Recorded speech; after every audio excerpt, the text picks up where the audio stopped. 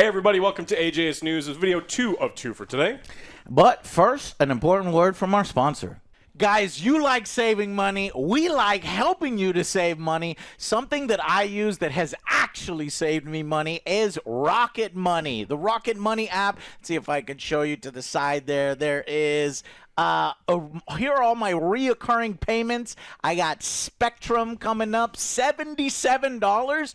And this, I know you can't see it. Says this bill seems high. You can tap right here. Let us renegotiate your Spectrum bill and save you up to 25%. So you can press that, get started, and have them start lowering your bills. Yeah, I use it all of the time. It lets me know when deposits come through. It lets me know when other things are going out. And every now and then those subscription services creep up, and it's nice to be notified. Yeah, right here, like I'm paying $17.31 for Max, HBO Max. It's good to know what the heck is hitting your account every single time. Yeah, I've been using it for over a year. I was the one who told these guys Yeah, about it. So.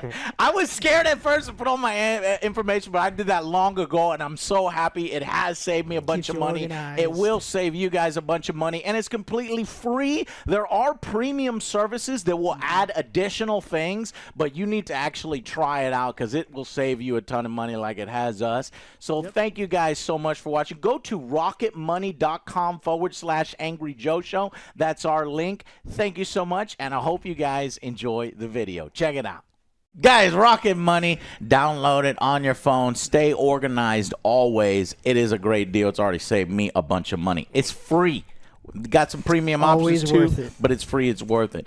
So, Alex... AJS News, Joe is so lucky enough that he is going to... Oh, man. I don't care, Joe. I don't care. All of a sudden, You're gonna... I don't feel You're good. gonna have the blanket wrapped around you. You're gonna have one of the classic mercury Oh, thermometers. there's like a joint. And it does look like a joy. And then what is it? The ice with the little Ice pack thing droopy with it. ice pack thing.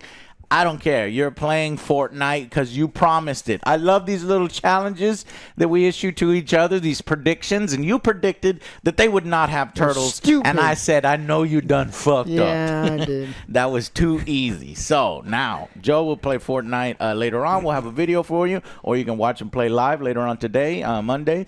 So that'll be fun. And Alex, tell us what else is fun in the past week in gaming news. Fun. All right, how about this one? George Miller said he didn't like the 2015 Mad Max game. Yeah. He said he wanted Kojima to make one, but I would never ask him. You know, he's busy and stuff. And, Kojima would probably make a pretty stylistic Mad Max game. I agree with him. The Mad Max that we got was a little bland, a little boring. I do know that they had access to a lot of the materials. I want to say it's canon or not canon. I don't remember, but I know that they cooperated with the production people on the main movie. So according to Miller, he said, we've been asked many times to do one. It wasn't as good as I wanted to be, but it wasn't in our hands. We gave all our material to a company to do it. And so he's talking about the Mad Max game. Yeah, the Avalanche one. And he said, he wanted Kojima to do it. Now, Avalanche didn't like that. So they're They're talking shit. They're Who going gives out, a shit? They're going out defending. He's their not game. wrong. Yeah. Cry about it. And so he. And I love Avalanche. It's great. There's great people working at Avalanche. But they had to release the same day as Metal Gear Solid, and they blamed us for the bad sales. Well, that's not fair. Yeah. You're not gonna have good sales if you release same time. We were so excited. Well, probably Phantom Pain. Probably. Yeah. It's been a while. Yeah. And it says this is complete nonsense and just shows complete arrogance. They did everything they could to make this a complete linear game, but they wanted to make an open world. Avalanche is like, we wanted to make an open world. They kind of made us do linear. It's not my fault. It's like, well, that ain't fucking George Miller's fault either. And George Miller's entitled to his opinion. Hey, it wasn't very good. It's not. It's like you said. That thing was a piece of shit, and I hate it. Yeah. He was actually being diplomatic about it. He was like, "Yeah, it's not how I would have done it. Not all that great. I want Kojima to do my game." And Avalanche is like, "What? What you say, bitch? Huh?" It's like, come on, man, just relax. It costs nothing to shut your fucking mouth. Shut up. I mean, That's all you got to do. I get it that you're passionate about something that you create, you defend it, but Your sometimes baby. it's better to do what Alex said and just shut up. Yeah, move on to your next thing, and everything will be fine.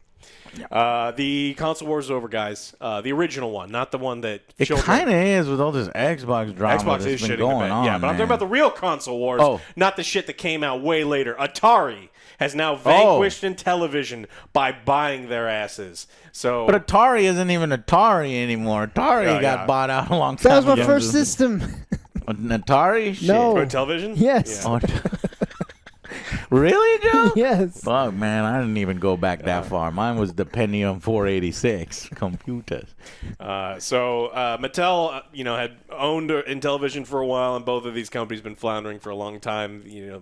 All of their games can fit on your phone, but they bought them in some of their games, and everyone's very excited for whatever Atari's gonna do with them. But I just want to let you know the real. But- console I don't war. think they're gonna do The more. same Too thing much. that Madden did with the ESPN license when they bought it. Absolutely nothing. Maybe one logo in a corner here or there. Now, I hear rumors. Now, these are unsubstantiated. that Soldier Boy is frothing at the mouth now that he can get all the licenses he wants for his console in one place. But Soldier Boy console coming. The Atari Soldier Boy. the Atari and Intellivision Soldier Boy. I mean, that is the triumvirate That's the of true- gaming power right there. So, with the one button. Made with the terrible cheap plastic. yeah. These are the kind of Cheap consoles Chinese that plastic, when you're walking through the mall and The some flea guy, market. some guy's Yes. playing Super Mario, but like everything looks wrong, and you're like, wait a minute, like what is this? And he's like, you want to buy it? And don't buy it. All right, Amazon Games is opening up a new studio in Bucharest. This is we're going to continue to talk about this, and this isn't a big deal. This isn't a studio that's going to be making its own games. It's a support studio, but there's a lot of people talking about how expensive it is to make video games now, especially in Western countries. You can't make cheap games and have offices in London where the price per square foot for an office is absurd. And so a lot of places, that's why Poland is such a popular place, because the cost of living is lower, and it's easier to have these big offices and have all these people together. Plus, there's all of these programs in the colleges and the high schools that have been there for so long, training these people up. So we're going to see a lot of the development move into places like this. This is just Amazon's first move, and so this is going to be a support studio. But I imagine over the next, 3-4 years, we're going to see a lot of the video game development head over to places like this to save some money. That makes sense. Yeah, I knew a lot of, Capcom was in San Francisco, and they were like, we got to go. This is so expensive. Like, this is ridiculous. You're spending And I'm what like, on an office? And it's Yeah. like someone gets to get coffee, and it's like, it was $700 to get half of the office coffee. It's like, no, thank you. Like, there's no point being here. Yeah. Helldivers 2, Airhead Studio has a new CEO. The former one's still very much around, but wants to do more creative stuff. Is going to leave the heading up of the company to a new guy. New guy immediately says he wants Airhead to be the next From Software or Blizzard. The old Blizzard. That's not what he said. Oh, okay. But new Blizzard. But that's what it's clearly what he meant. But like, reading this is like, wait a minute. Yeah, that it's is like- not what you want to be. Yeah, he's a little No, it's behind. bad. He's nostalgic. 20 years behind. He's 'Cause nostalgic. They Yeah. made great games. It's like, you did. Yeah. But that's- They did. Yeah, I understand. We completely understand what it used to mean, because a lot of people used to want to work there as long as it wasn't a QA, because even 20 years ago they shit on the people there, and so lots of new changes over there. They've kind of come back from the slump where people were shitting on the game after Sony's decisions with the PSN thing, so they're bouncing back. They're talking about some of the new updates they're going to continue to do, Vehicles. and keep the game continuing to hum along. So I think that game's great. I Yes. wish them the best of luck. Love that game. We're getting Call of Duty Black Ops 6. They're calling it a dark new chapter. It's going to be revealed in June. There's some weird marketing there. That video, I was like, what? It's like defacing the monument, the president's monument. I don't know what's going on. What do you think this is? We got to take What back time America. period? It's going to be fighting in America? They're going to go Gotta take that it back. controversial, I guess? Maybe like Civil War. Maybe movie? like Civil War. I don't think they do that. Remember they canceled that Ubisoft, Rainbow Six Siege game a long time ago because of that shit. But Yeah, because it's Black Ops, a lot of people are saying this could be, Gulf War type stuff, and it would fit in the timeline. But there's all the truth and lies graffitis all over the monuments, and so we'll see. But the Xbox showcase is going to be, again, we talked about June 9th.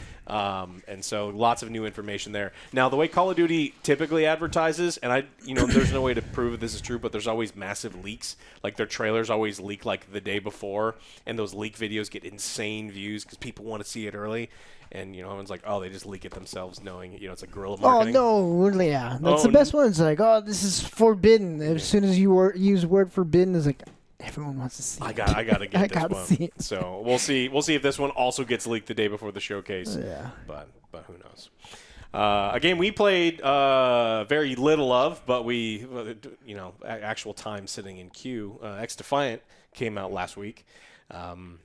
Didn't launch well. No, they had lots of matchmaking issues and servers. We actually found a couple workarounds to try to get in some matches. It involved staring at like a loadout screen while being in queue, and you had to, it feels like it shouldn't work, but it worked. It worked. It kept working. It's like, don't look at your monitor, and like it was do a 360 and shake your ass a little bit. Watch yourself. And so eventually people are actually kind of liking it. This is something that they haven't had outside of the matchmaking issues.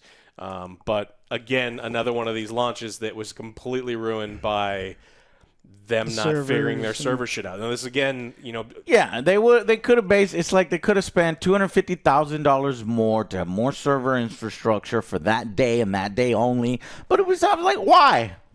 I don't want to pay $250,000. I want $250,000 on that day. You know what I mean? So that's the reason why. And then people are like, well, every game has problems on launch. It's like, no, not every game. Just the companies that don't want to pay that extra bit.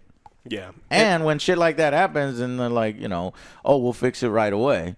And to be fair, they fucking, got it. It was about 3 hours till we started getting games. Mm-hmm. So I guess that's not too bad compared to other game launches, which took fucking days. Yeah, whole weekends and stuff of everything being broken.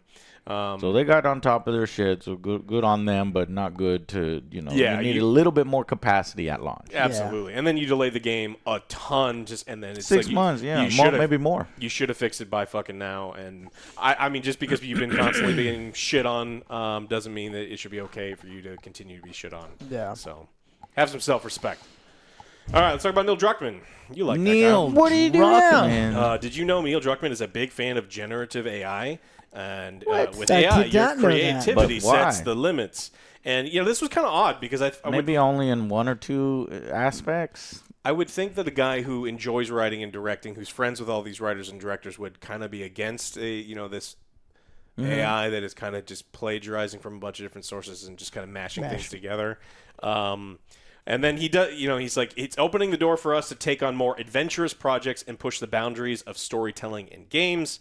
He does quickly mention that it does bring up some ethical issues. In games. But then he quickly talks about costs and technical hurdles that it helps you overcome, and so it lets him fire a bunch of people. You're telling me there's a chance that maybe me and Joe can flood the AI algorithm that he's using for storytelling, and we can get our Ellie peanut allergy storyline. So he types it in, what should be the storyline into AI? And it says, the community really wants to see a peanut allergy with Ellie. Or have you seen My Girl at a left fucking field, a bee? The bees. And it was just like, Macaulay Culkin, no. Or something that just doesn't make any sense. It's going to be funny in Last of Us 3 because he's interested in AI storytelling. They're just like, something that doesn't make sense around the next corner. I don't know.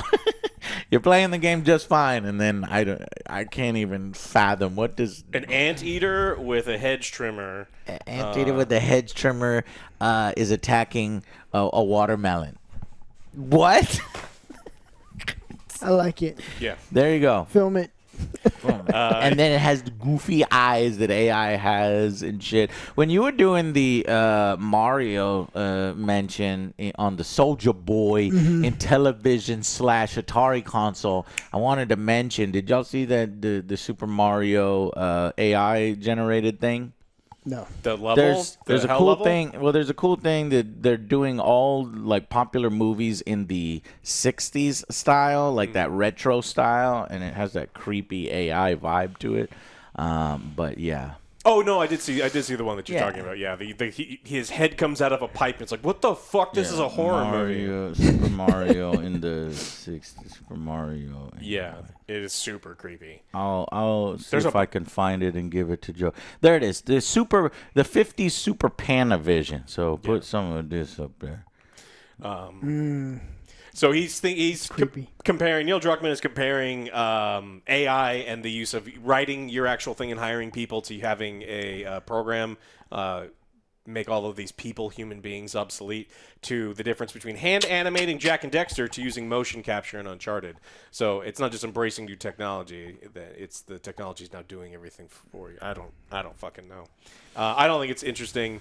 I don't like the idea of the thing. Like, AI should be helping us with the shitty things we don't want to do, and AI art sucks. And so, Yeah, I don't. AI art does suck for now. But I'm scared that in 10 years, 20 years, they're gonna be better than humans. Yeah. Pretty much better than humans in every aspect. Why don't we just get rid of the humans? Yeah. That's what he said. That's what they're thinking. Scary. Escape from Tarkov has some good press. I'm just kidding. They fucked I was up. like, they fucked up. They fucked up again. They fucked They up need again. to make something good now. For those who haven't been following, way back when, Escape from Tarkov offered an EOD edition that said you had access to all of the upcoming DLC. They're like, hey, this is going to help us with like development costs and stuff. Buy this super huge edition, and then we'll give you all DLC that come out. And then they came out with a even more expensive, the unheard of. The unheard of. It's The unheard edition. The unheard but it's edition. unheard of edition. Yeah, it cost $250 and included access to a long-awaited PvE mode with co-op. And this co-op and PvE mode was something you had to download, and it was content. But they said it was not downloadable content because they promised all of the DLC would be on the previous one. And so a bunch of people just simply threw money at them, said, fine, fuck it. If you guys are going to be dicks about it, I want to play this game. I will give you an extra $100 to upgrade. Yeah. They have come back and said, okay, fine, we're going to give everyone access. We're not going to take away some of the shitty things we're doing, like fast tracking and other stuff. But there were people that spent $100 to upgrade.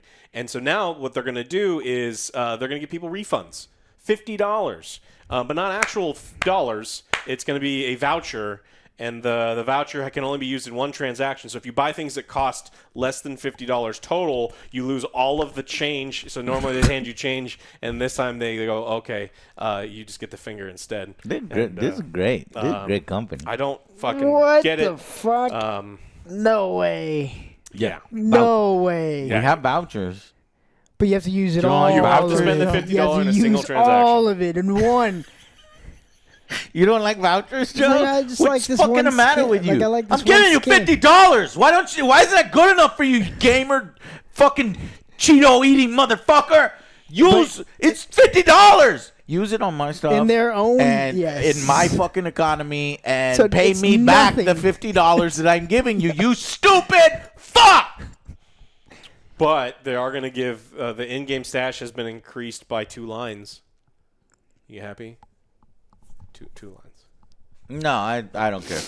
I moved on. Tarkov are just not cool. Don't like There's the other ones that are company. coming out. Don't like the person in charge. Don't like the Try some tactics other being ones. used. It was the original. The community's always going to be there. We want to go to bat for the community, but I'll play the alternatives. Arena But you're shitting Breakout. on your original community, though. It's like, well, fuck you guys. You've been with us. Let's Yeah, screw you over. Right, yeah. So maybe they'll eventually move on until something can replace it. But right now, I mean, they're the only ones. I think Arena Great Zone. Blackout, Arena Breakout is not out yet. It's just like, beta and stuff. But I actually really like that one. When that one comes out, we're going to play some off stream, some more, because that was crazy. I built a $300,000 gun, and then lost it. the tension of going out there with that gun, and it does give you that adrenaline, which, to be fair, is like that's the same kind of shit in Tarkov. I like these kinds of extraction games, and I hope somebody makes a really, really cool one and we will be playing. Mm-hmm. But I think I'm done with Tarkov, just like I'm done with Apex Legends. Yeah. Waiting for Marvel. There's very few Marvel things that can Rivals bring again. us back. Yeah, but apparently that's not coming out till next year. I'm so surprised at how finished state it was for how long we have to wait. But I'm sure there's going to be tons of betas, like open, closed, all sorts of betas from now until then. All right. Well, you had 2 more you wanted to add? Yeah, I have some good news and then some bad news. So the good news is Relic Entertainment, who remember got cut loose, by Embracer. They're returning to their roots as an independent creative studio, and this is good. And their roots are awesome strategy games. It's also now owned by a global investment firm. This is how they're doing it. Is that firm allergic to money? Emona Capital is now the majority owner of Relic, less than 2 months after being cut loose by Sega. Oh, that's right, Sega. And having some layoffs, they got an investment from Emona Capital, and they just say, yeah, so we're going to return to our roots, which to me means, strategy games, and maybe we can see future Warhammer stuff. I know that the Dawn of War #3 wasn't very good, but Dawn of War 1 and 2 were legendary. Company of Heroes 3 wasn't all that great. It had some solid bits, but Company of Heroes 1 and 2 could be legendary. So, and then the original Homeworlds. So this is a good studio, and I wish them luck. Now that they've got independent and got some cash infusement. However, I have a really, really sad, depressing story, and I put a crying tear emoji, and I retweeted this article. Gamers are becoming less interested in games with deep strategy. Study finds. So they collected 9 years of data from the Gamer Motivation Profile tool, which tracks how appealing different aspects of games are to different people. So categories include destruction, excitement, competition, community, challenge, strategy, completion, power, fantasy, story, discovery, and design. And what they found is all of those consistently motivated gamers, except for one, strategy. Yeah. Gamers who score high on this component enjoy games that require careful decision-making and planning. Yeah, boobies should just replace strategy. And they like to That's a good think through argument. their options and think through the likely outcomes. And these are these types of gamers that play strategy. These may be decisions related to balancing resources, completing goals, managing foreign diplomacy, or finding optimal long-term strategies. They tend to enjoy both tactical combat, games like XCOM, Fire Emblem, games like Civilization, City Skylines, Europa Universalis. But across 1 million surveys, they found that 2/3 of strategy fans have lost interest in the element of video games. 67% of gamers today care less about strategic thinking and planning when playing games than the average gamer did back in June 2015. I wonder what did that. I mean, Well, a lot of it, I think, is just like the instant gratification. They want everything now, and that's why it's like YouTube Shorts, TikTok is like so fucking popular because Yes. everything's like now. You hit it. It's like You hit it exactly. well, they also said that in the last 9 years, and I cannot think of a great RTS that has come out in the last 9 years. That's another good point. It's tough, like not a lot of companies making money on it, and not a lot of people are buying it, but not a lot. So that almost forces it down in a downward spiral. Yeah. But there are indie hits and good ones there, so we shouldn't say that. One that's about to come out, Songs of Conquest. Yeah, but that's not an Go RTS. check it out. We're not talking RTS. We're talking strategy. That's what this is strategy. So it was likened to other trends, decrease in attention span, just like Joe said. The shorter YouTube videos now generating more views, shorter lengths of time between cuts in films. It's difficult to pin down the exact cause and effect, but there are many different things in society to blame, like social media. So, Yeah, but I bet, I don't think there's been a good RTS in over a decade. And at least not one that has reached the heights of previous. Or there wasn't a remake or a remaster of a previously great one that came out way before. Because, I mean, like, when we were growing up as gamers, we had great turn-based strategy, we had great RTS, we had all of these great things, and then they just stopped. And I think the quality did go down, and I think that, you know, people didn't want to play them. But I think if someone put out like a 10 out of 10 RTS game, it would be popular. But we're not getting that. We're getting Company Heroes 3, which for me was massively disappointing. In the last, how long did you say? 10 years, probably. I can't think of one in the last 10 years. It would be those XCOMs. The rebirth XCOMs. That would be your best co-op bet. one like that. Yeah. And those were legendary, and people did play those. So, Jake Solomon did a good job on those. Well, it's been a while. Bummer. Okay, and finally, Destiny 2 news. Keith David speaks his first words as Commander Zavala because, sadly, the untimely death of Lance Riddick, who legendary actor, legendary voice, and it's sad. And we were all wondering what they were going to do, you know, because there's lines to be recorded. They want to continue the story. They're about to put this huge, the final shape, which is going to finally give the payoff of all the fucking story in Destiny. We'll see. I'm so curious. Dozens are excited. I don't want to play it. I don't know. There's more than that. We Paul know- Tassi and fucking we know quite a Flippy bit. and fucking every, you know, people in our community too. Yeah. So y'all let us know. You'll start a show and we'll watch that show on the final shape, because the new player experience. I was like, okay, maybe I'll get back into it. The new player experience is literally the worst it could ever possibly be in Destiny 2. It's bad. Real bad. Anyways, so he said is what Keith David. You know what's funny is, like, I was like, who has that great voice that could replace him? And one of the actors I thought of was Keith David, and it's cool to see, like, one of those fantasy picks actually get picked. So, good on Keith David, who says he wants to do justice to it and pay respect and do the best he can. And so it's good little news story there at the end. After something super sad that depresses me to my core, that nobody cares about strategy games, and gamers in general are losing interest in deep, thought-provoking. Me and Alex do.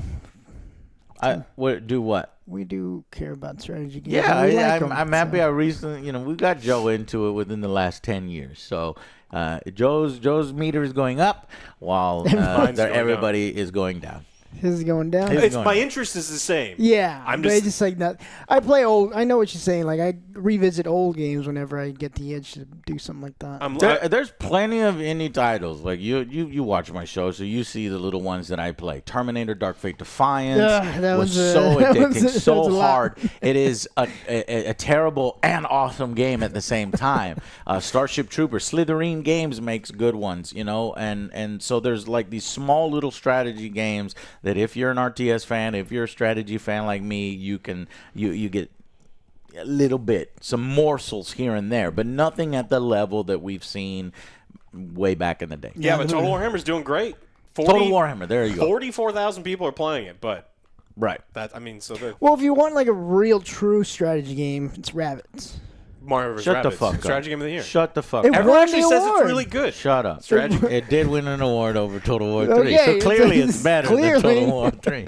No, it's the FPS and it's the extraction shooters and the Fortnites of the world, and it does suck because I nephews and my family and younger and within the Vargases are just like I can't get them excited about strategy. How do I reach these kids, Joe? They just I don't know. There's got to start to be TikTok strategy videos, and then maybe there could be a TikTok challenge, and who could be the best at motherfucking I wanna be the best. strategy game. Not Rabbids though.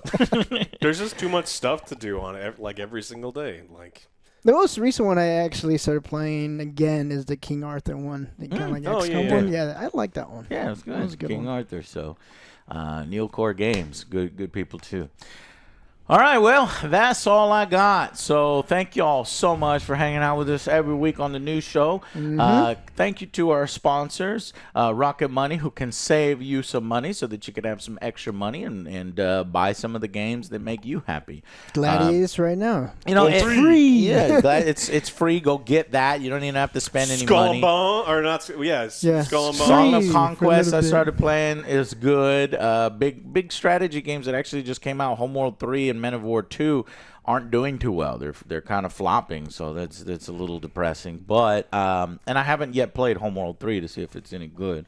But yeah, so anyways, there is another strategy game that's like XCOM. It's superheroes with XCOM. That's Capes. It's coming out towards the end of this month, so I'll definitely be trying that out, play it. All right, guys, thank y'all so much for watching, and we will see you on the next Angry Joe Show. Bye, guys.